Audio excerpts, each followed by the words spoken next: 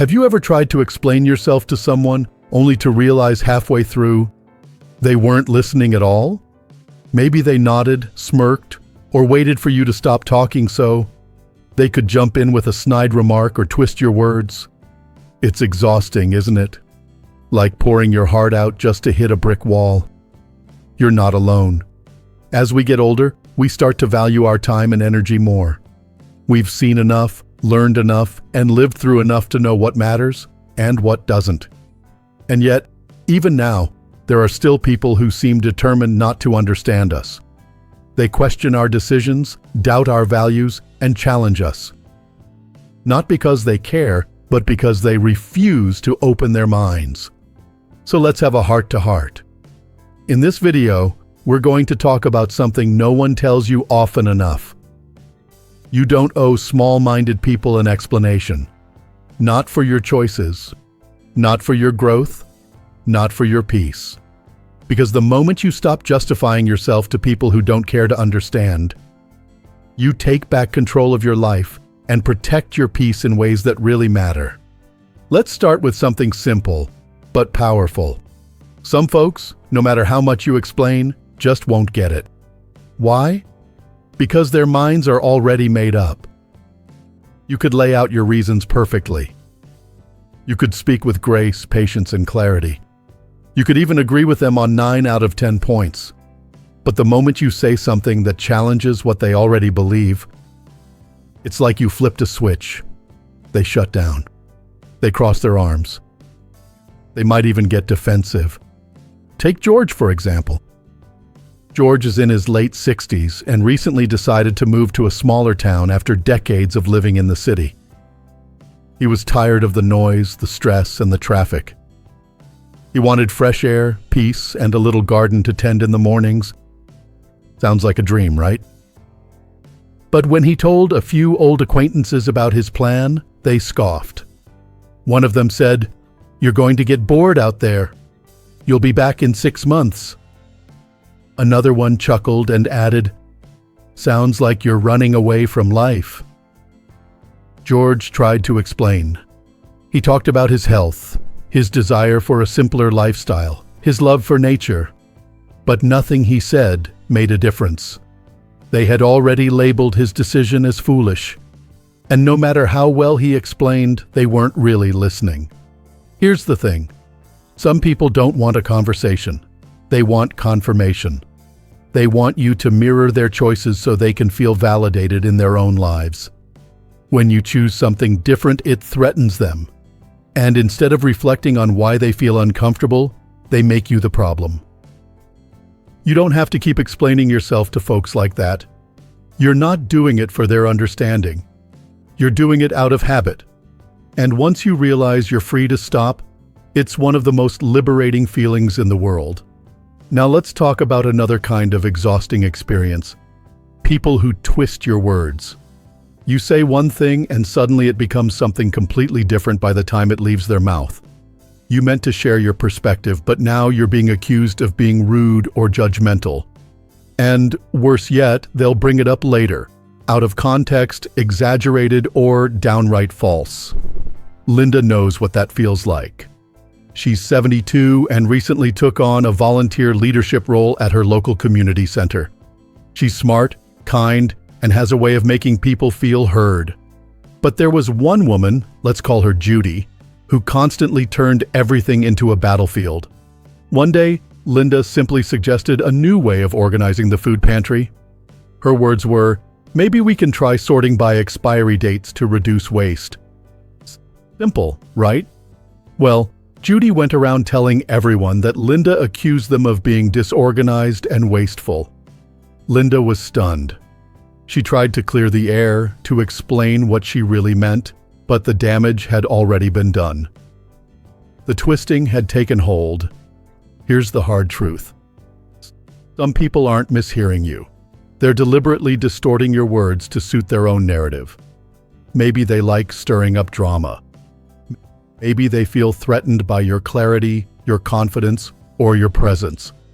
Whatever the reason, they're not engaging in good faith. And the more you try to explain yourself to them, the more rope you give them to tangle you in. That's the trap. It starts with, "That's not what I meant."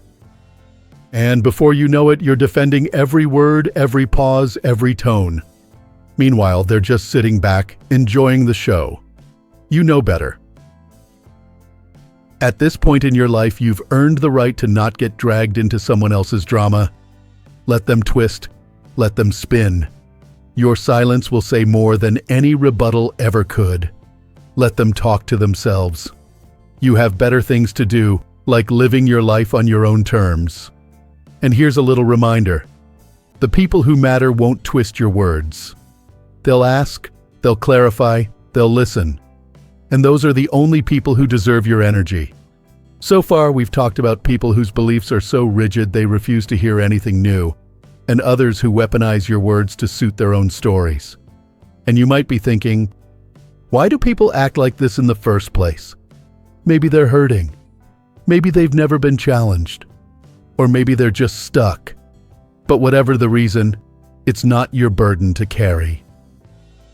You are not responsible for waking up people who want to stay asleep. You're responsible for your peace, for your energy, for your joy. You know who you are. You've lived, you've learned, and you've grown. And no one gets to take that from you. Not with doubt, not with twisted words, and certainly not with small minds that refuse to expand. It's funny how the older we get, the more we start seeing things clearly. You begin to notice who truly listens and who's just waiting for their turn to talk. You start realizing that not every conversation needs your participation, and not every disagreement is worth your breath. That clarity, it's a gift. And it becomes especially valuable when you're dealing with people who don't want to understand, but want to wear you down instead. Let's talk about that next. Those folks who don't want a real discussion, they want a draining, circular debate that leads nowhere. You know the kind. You make a reasonable point, hoping for a thoughtful response, but instead, you get a dismissive shrug, a sarcastic smirk, or worse, a full-on rant. Before you know it, you're not talking anymore. You're defending. You're justifying. You're caught in a back and forth that exhausts you, and they're just getting started. Robert, a retired veteran from Ohio, had a neighbor who fit that mold to a T. Every time they spoke, it turned into an argument about politics, lawn care, even the best way to grill a steak. And it wasn't just friendly banter. It was persistent, energy-sucking pushback on everything Robert said. If he mentioned reading a book, the neighbor would say, "That author's a joke." If Robert talked about volunteering, the man would say, "What's the point? No one appreciates it." At first, Robert tried to engage. He thought, maybe I can find common ground. He'd try to explain where he was coming from, break things down calmly. But nothing changed. No matter what he said, the neighbor found a way to argue. One day, Robert came home from the grocery store, arms full of bags, and the neighbor yelled across the yard, "Stocking up for the apocalypse?" That was the last straw. Robert gave a polite nod and walked inside. Later that evening, he told his wife, "I've wasted enough time talking to someone who just wants to poke the bear. I'm not the bear anymore."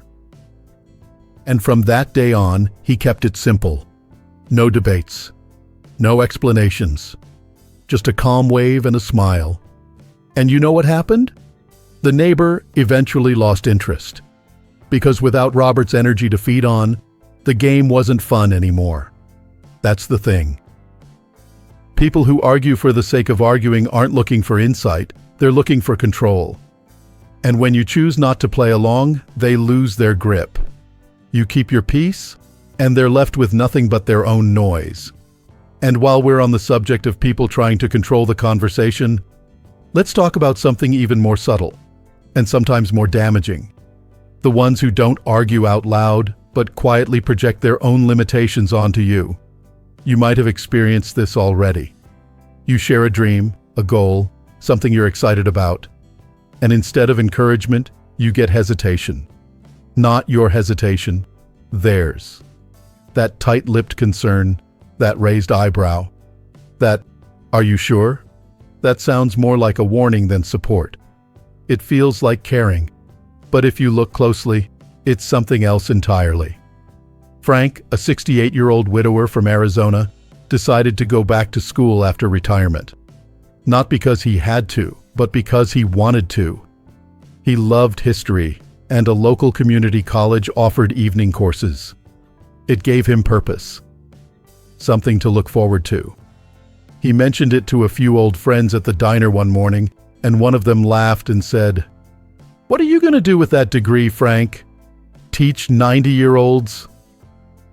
Another chimed in, "You sure you've got the memory for that? My brain's fried and I'm 5 years younger than you." They were joking, kind of. But under the laughter was doubt. Not about Frank's abilities, but about their own. They didn't believe they could do something bold, so they tried to make sure Frank didn't either. Because if Frank succeeded, it would challenge their own excuses. Frank felt it right away. That sting of being underestimated. But instead of shrinking, he smiled, thanked them for their input, and signed up anyway. And a few months later, when he aced his first paper, those same friends didn't laugh. They said, you know, I always thought about doing something like that. And that's how it goes. When you rise, you force others to look at what's holding them back. Some people will cheer you on. Others will try to pull you down. Not because they hate you, but because they fear what your growth says about their choices. But that's not your weight to carry. Their fear is theirs. Their limits are theirs. And you're not here to make yourself small just so someone else can feel comfortable. It's not your job to make other people believe in what you know is possible. It's your job to believe in it anyway. Whether it's learning a new skill, starting a business, moving to a new city, joining a dance class, writing a book, or simply saying, "No, I don't want to do that anymore." You don't owe anyone an explanation for living the life that feels right to you. Now here's where it gets even trickier. Some people don't just project doubt, they intentionally misinterpret you. Not because they misunderstood, but because they want to misunderstand. And that's not miscommunication. That's manipulation. Margaret experienced this for years. She had a sister-in-law who always seemed to find the worst possible meaning in everything she said. If Margaret offered help, it was twisted into, "You think I can't handle it." If she set a boundary, it became, "You're trying to push me out of the family." And no matter how gently she tried to clarify, it just gave her sister-in-law more fuel to spin the story. At family gatherings, Margaret used to dread conversations. She'd rehearse what to say, second-guess herself constantly, all in the hope of avoiding another round of drama. But eventually, she saw the pattern. Her sister-in-law didn't want peace.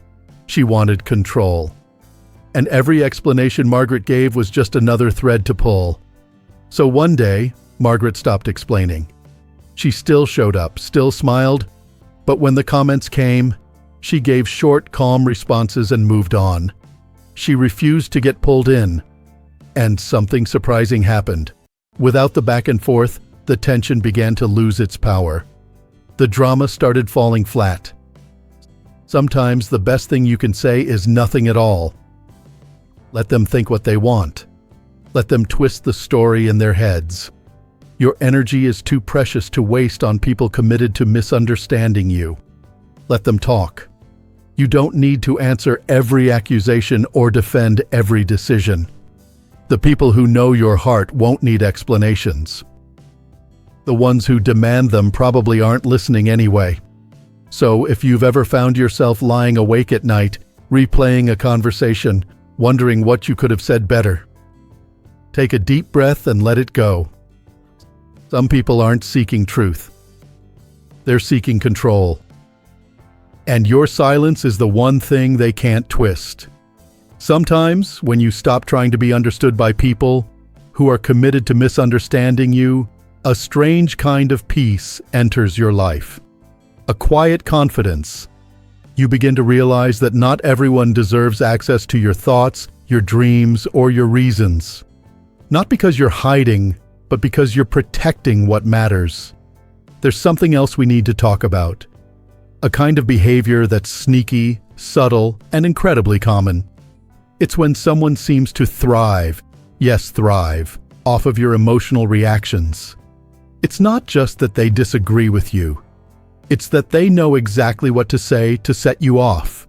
And then they sit back and enjoy the show. Edward had a coworker like this before he retired. Every time Edward shared an idea in the team meeting, something simple like reorganizing the file system or updating a schedule, this man would laugh, roll his eyes, or throw out a sarcastic comment in front of the whole group. "Oh boy, here we go again," he'd mutter just loud enough for others to hear. The first few times, Edward got flustered. He'd try to defend his suggestions, explain why they made sense, but the more he engaged, the more this man pushed, like poking a hornet's nest just to see what would happen. One day, after a particularly tense meeting, Edward sat quietly in his car, gripping the steering wheel. And then he had a realization that changed everything. This isn't about my ideas. This is about his need to feel powerful. And I'm the one handing him the power every time I react. So Edward tried something new. The next time the man made one of his usual remarks, Edward just looked at him, gave a polite nod, and moved on. No explanation, no reaction, just calm detachment. And that's when the power shifted.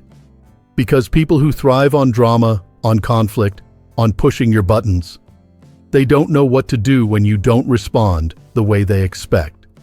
Your calm becomes your shield. Your indifference, your power. Think about it like this. Reacting is natural, but choosing not to react, that's strength. When you hold your peace in the middle of someone else's storm, you become untouchable. Not cold, not rude, just centered. And when you're centered, people like that lose their grip. Now, maybe you're sitting there thinking, "But I've changed. I'm not the same person I used to be. Shouldn't I explain that to people who knew the old me?" That brings us to something important. You owe no one an explanation for your growth. Growth is personal. It's sacred. And yes, it's often misunderstood. Maybe you don't drink like you used to. Maybe you stopped saying yes to every favor. Maybe you walk away from gossip now, or spend more time alone, or speak up when something bothers you. And suddenly, people start saying things like, "You've changed," or "What happened to the fun version of you?" Well, you have changed. And thank goodness for that. Susan, a woman from South Carolina in her early 70s, used to be the go-to person for everything. Church committees, family parties, babysitting, picking people up from the airport, you name it, Susan was the one everyone called. But after her husband passed, something inside her shifted. She realized she had spent decades putting herself last. So she decided it was time to reclaim her time. She started gardening again, joined a local art group, and said no to things that didn't feel right anymore. Some folks didn't like that. A few relatives even said she was being selfish. At first, Susan felt guilty. She tried to explain, "I'm just tired," or "I need more time for myself." But no matter how gently she said it, the guilt trips kept coming. One day, she stopped explaining. She stopped over-apologizing. She simply said, "That won't work for me," and left it at that. And the world didn't fall apart. People adjusted. And Susan, she finally started living on her terms. Growth makes people uncomfortable. Not because it's wrong, but because it reminds them of the changes they haven't made. Your peace might challenge their chaos. Your discipline might highlight their distractions. Your joy might make them reflect on what they've been settling for. But none of that is your fault. You don't have to defend the life that brings you peace. You don't have to explain your healing, your boundaries, or your joy. You don't have to justify walking away from things or people that once drained you. You've lived too long and come too far to keep shrinking yourself for the comfort of others. Your life isn't a courtroom, and you are not on trial. If someone doesn't understand your choices, your silence will say more than 1,000 explanations ever could. If they're meant to understand you, they will, with time or with effort. If they're not, that's okay too.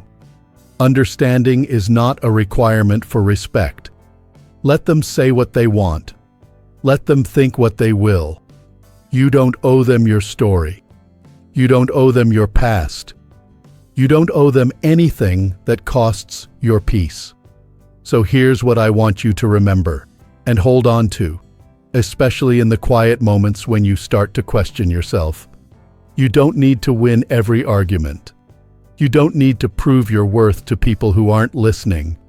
And you definitely don't need to explain your growth to small minds or heavy hearts that aren't ready for it. Your peace is more important than their opinion.